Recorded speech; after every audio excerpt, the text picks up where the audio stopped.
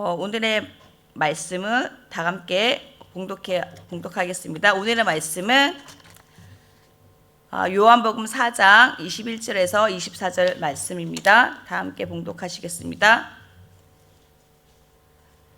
예수께서 이르시되 여자여 내 말을 믿으라. 이 산에서도 말고 예루살렘에서도 말고 너희가 아버지께 예배할 때가 이르리라. 너희는 알지 못하는 것을 예배하고 우리가 아는 것을 예배하노니 이는 구원이 유대인에게서 남이라.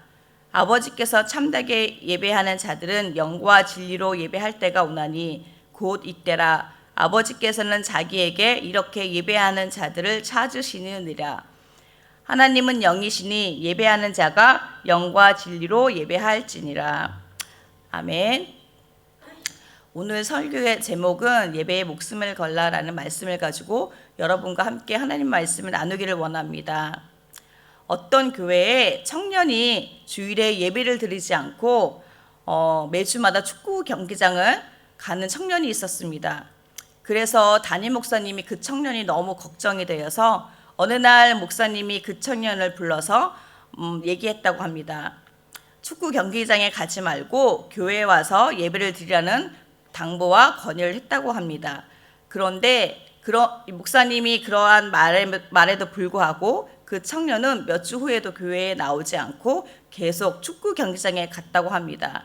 그래서 목사님이 또 너무 속상해서 화도 나고 또 이 청년을 불러서 다시 불러 이야기했다고 합니다. 형제님, 어떻게 주의를 지키지 않고 축구 경기를 보러 가십니까? 그랬더니 그 청년이 대답하기를, 목사님, 교회에 와서 예배를 드리면 몸은 교회에 있는데 마음은 경기장에 가 있습니다. 그런데 경기장에 가면 몸은 경기장에 있는데 제 마음은 교회에 있습니다. 몸과 마음 중 어느 쪽이 교회에 가는 것이 좋겠습니까?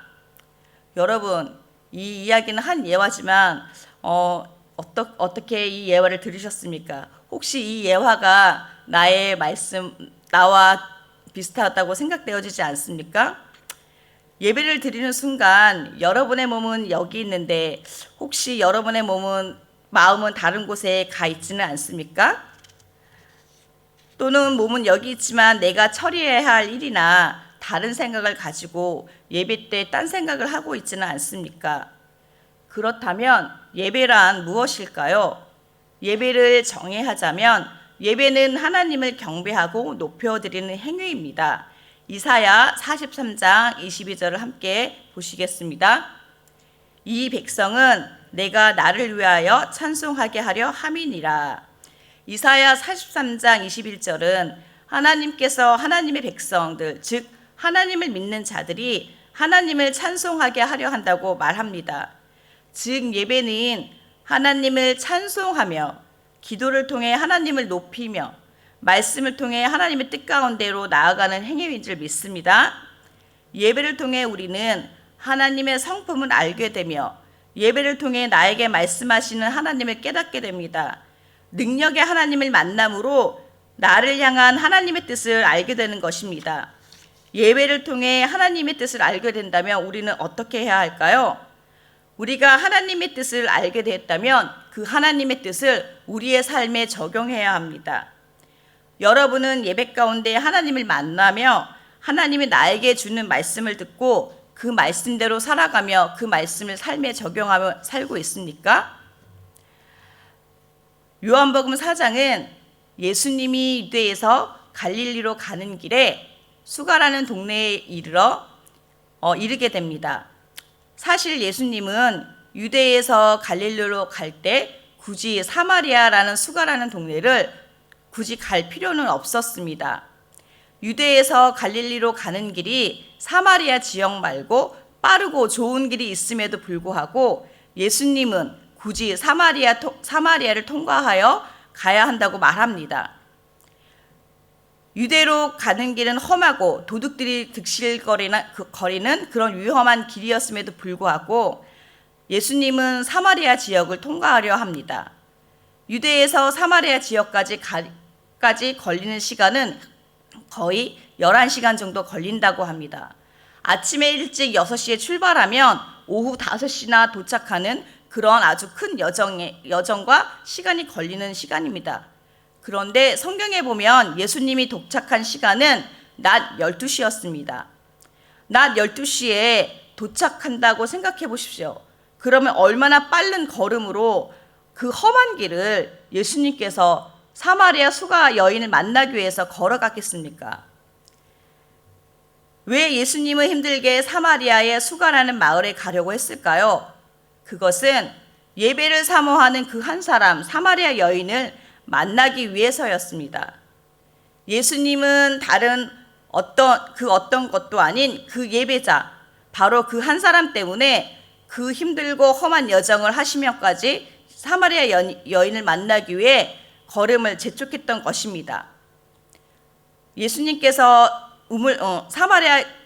사마리아에 도착해 야곱의 우물물에 도착해서 앉을 때 예수님은 피곤해서 그곳에서 앉아 계셨습니다. 왜 피곤했을까요? 성경에 왜 피곤했다고 말을 했을까요?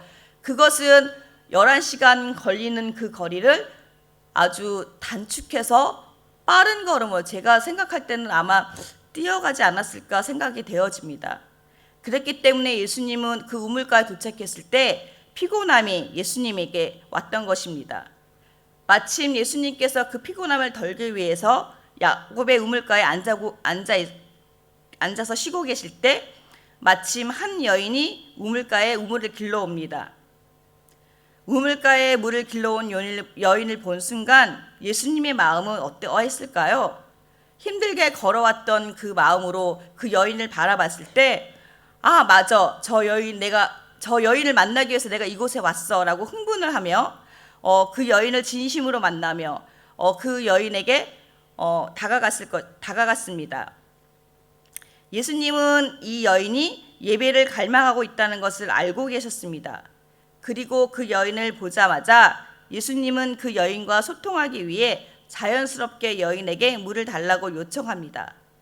그런데 사마리아 여인은 예수님을 경계의 태도로 대합니다. 사마리아인의 상식으로는 예수님의 태도를 이해할 수 없었기 때문이지요. 유대인과 사마리아인은 서로 상종하지 않았을 뿐더러 더구나 남자 유대인이 사마리아 여인에게 말을 건다는 것은 있을 수 있는 일이 아니었기 때문입니다. 사마리아 여인은 예수님을 경계의 눈으로 바라보며 조심스럽게 예수님에게 당신이라고 부릅니다. 요한복음 4장 9절을 보시겠습니다. 사마리아 여자가 이르되 당신은 유대인으로 어찌하여, 이렇게 나옵니다. 앞부분만 읽겠습니다. 여인은 예수님과의 대화에서 예수님이 보통 사람이 아니라는 사실을 깨닫기 시작합니다. 그리고 예수님과의 몇 마디 대화 후 요한복음 4장 11절의 여인은 예수님을 주여라고 다시 한번 부릅니다. 여인이 예수님을 부르는 호칭이 달라졌습니다. 사마리아 여인이 우물가에 물을 길러온 이유가 무엇입니까? 목이 마를 때 먹을 물을 길러온 것인데 여인은 점점 더 예수님과 깊은 대화 속에 빠져듭니다. 여인이 목이 말라 물을 길러오는데 예수님은 영원히 목마르지 않는 물을 주시겠다고 말씀을 하셨습니다. 요한복음 4장 14절을 보시겠습니다. 내가 주는 물을 마시는 자는 영원히 목마르지 아니하리니 내가 주는 물은 그 속에서 영생하도록 솟아나는 샘물이 되리라. 목마르지 않는 영원한 물을 주신다는 말씀에 이 여인은 예수님의 말씀에 권능과 능력이 있음을 깨닫게 됩니다. 보통 사람들이 할 수 있는 말이 아니라는 것을 알게 된 것이죠. 목마름은 무엇입니까? 갈급함입니다. 그녀에게는 육신의 목마름도 있었지만 더 심각한 갈급함은 영적인 갈급함이었습니다. 예수님은 사마리아 여인의 영적인 갈급함을 알고 계셨고 그 갈급함을 채워주기 위해 사마리아에 오신 것입니다. 사마리아 여인의 목마름은 육적인 목마름이 아니라 영적인 목마름이었습니다. 그녀의 영적인 목마름은 무엇이었습니까? 예수님은 그 여인에게 뜬금없이 남편의 이야기를 꺼냅니다. 사마리아 여인에게서 남편의 이야기는 아픔이고 상처였습니다. 그 어느 누구에게도 말할 수 없는 자신의 아픔과 상처를 가지고 있는 사마리아 여인은 깜짝 놀랐습니다. 그런데 예수님은 그녀의 수치, 아픔을 만져주셨습니다. 그 남편에 대한 상처는 그 어느 누구에게도 알리고 싶지 않는 것임에도 불구하고 예수님은 말씀을 통하여 그녀에게 상처를 드러내고 또 그녀는 예수님의 말씀을 통하여 그녀의 상처를 예수님 앞에 드러내기 시작합니다. 이로 인하여 여인은 예수님에 대한 호칭이 또 한 번 다시 바뀌게 됩니다. 19절 함께 읽어보시겠습니다. 여자여 이르되 주여 내가 보니 선지자로소이다. 여인은 이제 예수님을 선지자라고 말합니다. 여인이 예수님에 대한 호칭의 변화를 보며 처음에 당신, 두 번째는 주여, 세 번째는 선지자로 변화되는 것을 알 수 있습니다. 이 세 번의 호칭의 변화가 저는 그녀의 마음을 변화시켰다고 생각됩니다. 즉, 이 사마리아 여인이 예수님을 만남으로 그녀의 믿음의 태도가 변화되었다는 것이죠. 처음엔 예수님이 누군지 몰랐다면 두 번째 대화 후 예수님이 주님이라는 사실을 알게 되었고 마지막으로 완전히 자신을 예수님 앞에 내어놓는 그 순간 예수님이 선지자임을 깨닫게 되었다는 놀라는 은혜를 경험하게 되는 것입니다. 우물가의 사마리아 여인은 예수님을 만나는 놀라운 경험을 하게 된 것이지요. 이것이 바로 예배입니다. 예배는 나와 하나님과의 만남입니다. 하나님과의 인격적인 만남이 예배 가운데 있어야 하는 줄 믿습니다. 예배는 회복이 일어납니다. 하나님과의 회복이 일어나며 사람과의 회복이 일어나는 줄 믿습니다. 여러분, 하나님과 회복이 일어나며 또 사람과 묶였던 관계들이 회복되는 역사가 일어나기를 기도합니다. 예배는 하나님을 만나는 감격에 있어야 됩니다. 그것이 예배 안에서 우리가 누리는 은혜인 줄 믿습니다. 사마리아 여인은 예수님을 만난 것이 은혜였습니다. 자신의 상처 치유와 회복이 있었습니다. 여인은 예수님을 만나서 예수님에게만 집중했습니다. 예수님은 이렇게 한 사람 한 사람을 인격적으로 만나주시는 분이십니다. 그런데 여러분은 예수님을 예배 가운데, 삶 가운데 만나십니까? 예배 가운데 예수님을 만나기를 기도합니다. 사마리아 여인은 예수님이 영원히 목마르지 않는 생수를 주신다는 그 말과 그녀의 아픔을 아시고 그녀를 공감해 주시는 예수님을 인격적으로 만난 후 그전엔 자신이 드렸던 예배에 문제가 있었음을 깨달았습니다. 지금까지 그녀는 예배를 수없이 드렸지만 우물가에서 만난 예수님과의 감격과 기쁨은 그 어느 곳에서도 느끼지 못한 것이었기 때문입니다. 그리고 그녀는 20절에 예수님께 물어봅니다. 20절 함께 읽어보시겠습니다. 우리 조상들은 이 산에서 예배하였는데 당신의 말은 예배할 곳이 예루살렘에 있더이다. 여인은 어느 곳에서 드리는 예배가 진정한 예배인지 알고 싶었던 것입니다. 예배는 장소가 문제가 아닙니다. 예수님이 말씀하십니다. 본문 22절을 읽어보겠습니다. 여자여 내 말을 믿으라. 이 산에서도 말고 예루살렘에서도 말고 너희가 아버지께 예배할 때가 이르리라. 예수님은 하나님을 예배하는 공간은 특정한 장소에 있다고 말하지 않았습니다. 모든 장소에 구별 없이 하나님께 예배는 드려져야 하는 것입니다. 영이신 하나님은 국한된 장소에만 계시는 분이 아니시며 모든 곳에 계시는 분이십니다. 하나님을 믿는 참된 예배자라면 예배당인 교회에서는 물론 예배당 밖, 즉 교회 밖의 삶 자체가 하나님께 신령과 진정으로 드려지는 예배이어야 합니다. 예배를 통하여 하나님과 회복이 되었다면 우리는 우리의 삶의 터전인 가정, 직장, 우리가 속해 있는 모든 곳에서 예수님을 드러내고 증거하며 하나님의 말씀대로 살아가는 크리스천의 모습으로 삶으로 실천해야 할 것입니다. 여러분의 예배가 회복되어지며 여러분의 삶이 회복되어지고 관계가 회복되어지기를 예수님의 이름으로 축원합니다. 이렇게 말씀하신 후 예수님은 22절에 너희는 알지 못하는 것을 예배하고 우리는 아는 것을 예배하노니 이는 구원이 유대인에게서 남이니라. 구원이 유대에게서 난다는 것은 다윗의 자손의 혈통인 예수님이 난다는 얘기입니다. 예수님을 통해서만 구원이 이루어진다는 의미입니다. 예수님이 구원에 대하여 말한 이유가 무엇일까요? 예배는 구원의 은혜의 감격에 있어야 한다는 것입니다. 우리를 구원해 주신 예수 그리스도의 은혜가 여러분이 드려지는 예배 가운데 있어야 할 줄 믿습니다. 여러분은 혹시 예수님의 그 십자가 구원의 사건에 대한 그것이 예배 가운데 그러한 감격을 느낀 적이 있으십니까? 저는 있습니다. 잠깐 얘기를 하자면 아주 오래전 제가 22살, 3살 그때 제가 한국에 있을 때 경배와 찬양이라는 하스테반 선교사님이 저기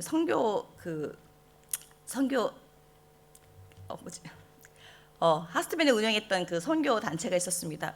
제가 거기에서 한 6년, 7년 거기에서 섬겼었는데 그 단체에 가기 전에 제가 온누리교회를 그 목요 찬양 집회라고 온누리교회에 있었는데 제가 그 집회를 가게 되었습니다. 그런데 제가 매번 저희가 나와서 예배를 드리고 또 매번 하나님께 나아가는데 그날은 여전의 예배와 너무 달랐었습니다. 그때 제가 인격적으로 하나님을 만났던 것 같아요. 그때 예배 드릴 때 저는 그렇게 제가 눈물이 많았는지 몰랐습니다. 하나님이 저를 터치하시니까 제가 제 스스로 이렇게 제 몸을 움직이는 게 아니라 그냥 저도 모르게 바닥에 누워서 엄청 많이 눈물을 흘렸던 것 같아요. 그리고 나서 그때 제가 정말 제가 죄인이라는 것을 깨닫게 되었고 예배 드리는 것이 이렇게 감격의 예배라는 게 있었구나라는 것들을 그때 깨달았고 지금도 가끔씩 제가 대예배나 예배를 드릴 때 그때의 감격을 떠올리긴 합니다. 그때의 감격이 예배 드릴 때마다 제가 있기를 기도하는데 그러한 감격의 예배의 시간들이 여러분이 드려지는 예배 가운데 있기를 축원합니다. 예수님의 말씀은 계속됩니다. 23절을 읽어보시겠습니다. 아버지께서 참되게 예배하는 자들은 영과 진리로 예배할 때가 오나니 곧 이때라. 아버지께서는 자기에게 이렇게 예배하시는 자들을 찾으시니라. 여기서 이때란 예수님께서 이 땅에 오신 이유를 말합니다. 예수님만이 하나님과 단절되었던 인간 사이의 관계를 회복하시는 분이시며 우리를 위하여 십자가에 돌아가신 예수님의 은혜를 기억하며 우리의 영과 진리로 하나님께 참된 예배를 드려야 한다는 것입니다. 마지막으로 24절을 보시겠습니다. 하나님은 영이시니 예배하는 자가 영과 진리로 예배할지니라. 24절은 예배자의 자세를 말씀하고 있습니다. 영과 진리로 드리는 예배가 진정한 예배인 줄 믿습니다. 오늘날 우리들에게는 예배가 너무 습관적으로 되어버렸습니다. 모임의 행사나 나의 일상의 루틴 중에 한 부분이 되지는 않았는지요. 아이들이 매일 학교 가는 것처럼 우리도 주일에 교회에 나와서 목사님께 눈도장을 찍는 것으로 만족하는 예배를 드리고 계시는지는 아는지요. 여러분이 진심으로 하나님께 나아가 나를 드리는 예배와 감격이 있는 예배를 들으시기를 기도합니다. 십자가의 은혜가 있는 예배를 들으시기를 바랍니다. 날마다 여러분의 삶이 예배가 되기를 축복합니다. 예배당 안과 밖의 모습이 항상 동일하기를 기도합니다. 예배만이 우리가 살 길입니다. 예배를 통해 우리가 어떻게 살아야 하는지 하나님께서 그 방향성을 알려주십니다. 여러분, 예배를 목숨 걸고 드리십시오. 예배를 통하여 여러분의 영이 살아나며 새로워지기를 축복합니다. 다 함께 기도하시겠습니다.